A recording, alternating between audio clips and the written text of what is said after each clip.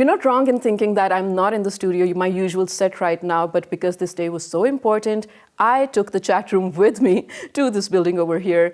Ladies and gentlemen, so growing up, of course, we knew the pride of Pakistan is Pakistan International Airlines, PIA as we know it. And tomorrow is going to be the bidding to privatize PIA. I'm going to talk about everything in detail. What does privatization actually mean? Who is going to have full ownership or even 25 or 75% of it? I think I'm not wrong to say that for the past few years, unfortunately, PIA has been a stagnant entity. So I think to revive that, I'm going to be in conversation with the absolutely appropriate and right person, Chairman, Privatisation Commission, Advisor to the Prime Minister on Privatisation, Muhammad Ali is with us.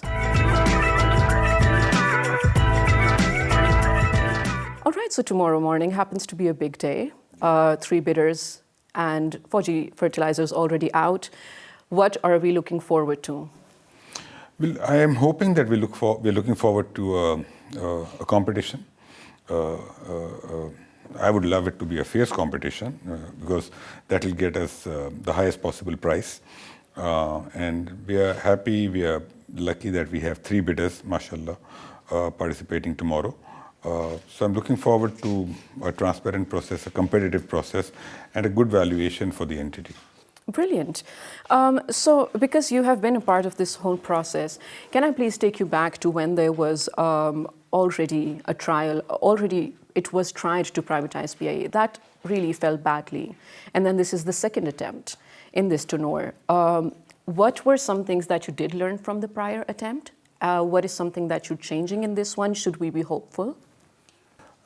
Actually, we have to realize that in a lot of countries when airlines are being sold, sometimes, in a number of cases, the first attempt is not successful. So I do realize that there was a lot of criticism that the government could not sell it, but then the government has a certain minimum benchmark of the price and the bidder. If those benchmarks are not met, nobody in the country would want country's assets to be sold to someone who should not be given those assets or at a lower price. And if the government decided not to sell it because the price was not right, I think that's a fair thing. And I give example to people of India, which are a neighboring country. Air India was bought by Tata, but that was the 4th attempt. So it also took a few attempts. And every attempt obviously teaches us. We learned last time that there were few asks of the bidders which were fair asks, which we have agreed to this time. Secondly, the bidders were not willing to go ahead with PIA's purchase if the equity was negative. So we worked on making it a positive equity. There were certain liabilities that they were not keen on taking because their argument was that if the money that they're injecting goes primarily towards payment of liabilities, then how will they improve the fleet and take it to its glory days?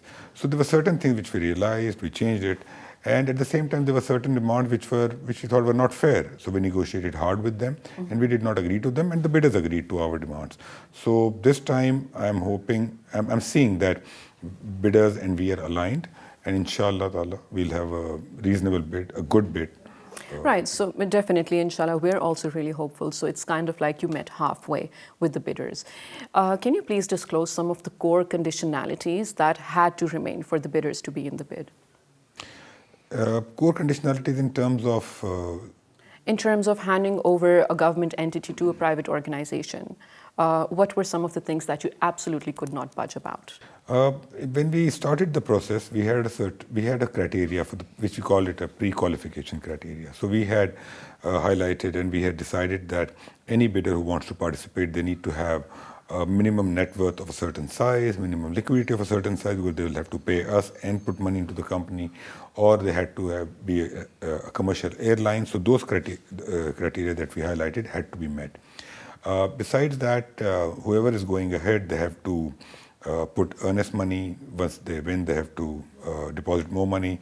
Then whatever the price is, they have to pay 2/3 of that bid in the first 90 days and then balance 1/3 after 12 months. So those requirements were there. Some of the bidders wanted a 3-year payment plan. We didn't agree to. Some of them wanted a 2-year payment plan. We didn't agree. So we have put those conditions to make sure that the transaction is concluded properly. At the same time, we have put requirement of standby letter of credit, for the future payment, to secure the government. So the bidders have agreed to all of that. Brilliant. So unfortunately, Pakistan's aviation industry to GDP ratio is not, I mean, it's one of the lowest in the world. Fingers crossed, we do understand that this is an attempt to, of course, increase that also. Do you think this revival is going to be successful with this move? Yeah, actually, the privatization of PIA will have a far-reaching impact on the country's GDP, inshallah. The total number of planes which we have between all the airlines in Pakistan are 20% of what a regional airline will have. If you add Air Blue, Air Sial, Fly Jinnah, PIA, Serene, all of them combined, they have roughly 50-ish, 60-ish planes. Regional airlines alone have 200 to 300 planes. So the aviation industry hasn't really taken off in Pakistan. And the good thing is these days, if you notice, there's a lot of demand for seats, and it's difficult to get seats. The prices have gone up, not just in airplanes, but also in hotels. Mm-hmm. The room rates have gone up to increase by almost 100% over the last 2 years. So overall, tourism, and business travel and demand for aviation is there. So when PIA is privatized, you will see that the impact, the contribution to GDP which you highlighted is only 1.3% in Pakistan of aviation. In the region, it ranges from 8% to 18%. So it will impact the GDP. It will also impact the employment opportunities in the country. And then even outside Pakistan, because PIA will be employing some people outside Pakistan. It will also make the lives of people easier in Pakistan. Our Pakistani public, which wants to travel to offshore destinations and wants a direct flight, that is not available. So that will be there. The service quality will improve. The planes will be better. So it will have far-reaching impact on the GDP and growth in the country. Definitely, we're hoping the same, of course. I think ever since the Paris flights were opened, also the direct flights, that also changed a lot. I mean, people are trying to kind of rebuild their trust into PIA, of course. And we cannot blame people because of the stagnant phase that PIA went through. But of course, we're looking forward to it. You mentioned tourism, and not just in this region. Actually, I think after COVID, all around the world, it has boomed. So speaking of the world, so with this privatization, what happens to the foreign assets owned by PIA? Some foreign assets which are part of the core business, they will be transferred to the new buyer, but there's one commercial property and there are 4 residential properties. Mm-hmm. But those are a small chunk of the overall asset base of PIA, and the valuation of those assets is already included in the valuation of PIA that we have completed. But the bigger assets, which are like Roosevelt Hotel and Scribe Hotel, those are not part of the transaction. Those remain separate, those remain with the government, and the government would be selling those or developing those separately. All right, so it's not going to be connected to the private PIA anymore. Okay, makes sense. You spoke about employing a whole new bunch of people, of course, because this is going to be a new process. Anything we know, inside information about the employees, any criteria that you're looking at, or is the government a part of the employing process? No, once PIA is privatized, then the new owners will decide the employment criteria. So we don't have visibility on that. Mm-hmm. But I think they will be hiring a select bunch of people. Reason being, number one, we have ensured that there is job security for existing people. So the new buyer cannot terminate anybody's employment for 12 months. So that job security is there. So they will, I think, bring in some key management people. And secondly, PIA over the years, the number of people in PIA has been reduced from around 11,500 to 6,500. So there's very little fat which needs to be taken care of. So I think most of the people will remain there. A few might leave, but the job security is there. Their perks, their compensation terms will all remain the same. So all of that is already taken care of by the government in the agreement with the new buyer. So we have worked very hard towards ensuring that the rights of the employees, the obligations to the employees, they're all ensured. Okay. Now, Minister Sab, this is already in the news, but I want you to explain to our audiences for a better understanding. So when you say that 25% ownerships remains with the government, what does that mean in layman term? See, the bidding is for 75%. So mm-hmm. whoever bids will own 75%. 25% will remain with the government. Mm-hmm. But the bidders have an opportunity and they have an option that if they want to buy that 25%, they can pay the government and buy it. So the government will either go to 0 mm-hmm. or they will go to 25%, one of the two. Okay, That's makes right. sense. So we do know that the whole process is going to be televised tomorrow. Really excited about it. But since I'm really curious, I'm already going to ask you. Of course, I mean, there's different scenarios. But what if none of the bidders is actually reaching the set bid price? What if it goes lower? So there are two answers to this. Yeah. First, I am very hopeful that more than one bidders will, inshallah, reach the bid, the reference price, inshallah. Because we have been talking to all the three bidders, and they're very excited. They value the asset.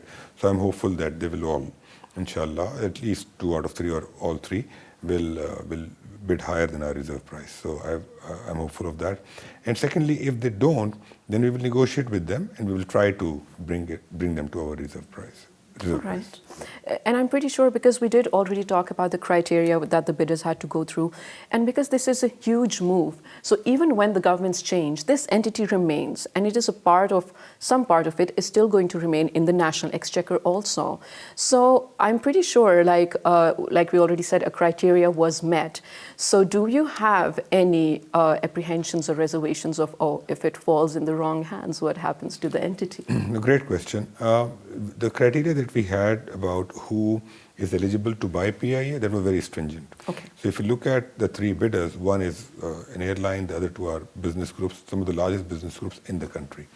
So they all meet the criteria required to be professional, financially sound, having management experiences or experience for running complex businesses. So that is there. Secondly, even if the government changes or for all times to come, the name will remain PIA, Okay. and this airline will remain a national carrier. So all of those aspects are already insured in the transaction that we are going ahead with. All right, brilliant. I think we all look forward to tomorrow, inshallah. I mean, best for Pakistan to come. So after the privatization of PIA is done, I mean, one part of your work is done, yes, but you still remain the chairman of Privatisation Commission. What's next for you? There are a lot of other transactions. There are some banks, there's an insurance company, there are airports concession, and there are distribution companies, which is the most challenging, most complex. We have 11 distribution companies in Pakistan, and out of those, 9 are on the privatization list. So we are already working on 5. And these are the utilities which provide electricity in Hyderabad, Sakkar, Gujranwala, Faisalabad, Islamabad. So these 5 we are working on. They're very large assets, very large and complex businesses. So those are the transactions we are working on. And they are a huge drain on the exchequer. Government loses hundreds of billions of rupees every year. And one of the big benefits to the government of selling PIA would be, in the past, government was losing a lot of money by owning PIA. First quarter last year, under the caretaker government, PIA's debts of 650 billion were taken out and transferred to the holding company. Those 650 billion were the losses which the government had incurred in PIA by running PIA over the last decade or decade and a half. So this drain on the exchequer will go down, and in future there will be no drain on the exchequer once PIA is sold. And as we privatize more and more assets, including the distribution companies I talked about, this drain on the exchequer will go down. And this money which will be saved can be spent on the future generations of this country. Right, and really hopeful to that, maybe for welfare purposes, you know. So I have been living for the past 4 years in Amsterdam, and one of the most busiest streets is called Kalverstraat. It's like prime location. There happens to be a building for PIA. It's closed since a few decades now. It still says PIA, so it's not like they sublet it or like they gave the lease to someone else. It's still PIA, but it's closed, non-functioning. So, I mean, one must think, passing by it, that there must be a cost to owning the building still. So what happens to things like this? Actually, all the properties of PIA, they will all be, inshallah ta'ala, looked after in due course of time. Okay. The core assets, as I said, will be passed on Right. with this transaction. The non-core assets will not be. They will remain with the holding company, which is owned by the government. And you will see that the path we are on, because we needed one big transaction to succeed. A couple of months ago, we sold First Women Bank, great transaction, but a small transaction. PIA will give a lot of positivity to the business climate in the country. It will give a lot of courage to people like myself and other people in the government that listen, we have done a large and complex, we have succeeded in concluding and selling and privatizing a large and complex transaction, which means we can do a lot more. So you will see that these assets, the building that you're talking about and other buildings like Roosevelt and other assets, you will inshallah see that one by one, all of these will be taken care of, privatized, sold, or looked after, inshallah. Inshallah, most definitely. Towards the end, I just want to bring up something that I think people watching this might be thinking also, so I have to do justice to it. Because international travel is something, I mean, if you have to do it, you have to do it. So if your own country's airline is non-existent, you still do it with other options. So now, because of the past few years, we already mentioned so many times, the functioning was not proper as par of PIA. So with this move, while it is a good news to end the year on, I feel like it is also a huge responsibility because you have to maintain, yes, the aircrafts, employees we already spoke about, but training to be at par with the international standards, the facilities you provide in the new aircrafts, and related, layovers, and maybe even including more airports and linkages all over also. Are you going to be a part of those plans, or is the buyer the owner for all of this? The owner. See, what we are selling is the core business of the airline, which means the airline business, the cargo business, the engineering, the training, the kitchen. So all of that goes. The new buyer will be responsible to now manage all of that. And frankly, when the private sector management comes, you will see that improvements will start. I mean, it will take them a while to put the house in order and to start improvising. But gradually and slowly, you will see that all these aspects will be taken care of. Inshallah, more planes will be added. There'll be direct travel to various destinations around the world, because the business model, which if the government is owning these assets, then the losses are being paid by the government, but they're not going from anybody's pocket. When a private sector owns these assets, the losses are going from their hard-earned money, and they feel the pain. And that's why the private sector gets sleepless nights when they're losing money, and then they start fixing things, which doesn't happen. And if the government is owning it, the whole country is losing, but no specific person is losing. So that change in the management and the ownership will bring about these changes that you just highlighted. All right. Again, very hopeful about that. I think at the moment PIA already does have landing rights to 172 countries, is it? Yeah, they have 170 slots actually. Okay. And around 78 destinations that they fly. 78 destinations. Okay, makes sense. Perfect. So are you saying that tomorrow we will have the answer to who the bidder was? Or who the... Okay, inshallah. Very hopeful. Thank you so much for your time, Mohammed Ali Saab. Thank you. This has been, of course, very enlightening for a lot of people who did not know how the process was going to be. We look forward to tomorrow, and may the best man win. Thank you for the sake of the country. Okay. Ladies and gentlemen, it was my duty to bring this to you because, of course, like us being the citizens of this beautiful, beautiful country, Pakistan, we want the best for it, be it our government organizations or even government-private partnership. This is going to be a huge move in the history of Pakistan, and we are going to be a part of it. Conversations never end. I will see you next week here in the chat room with Shizza.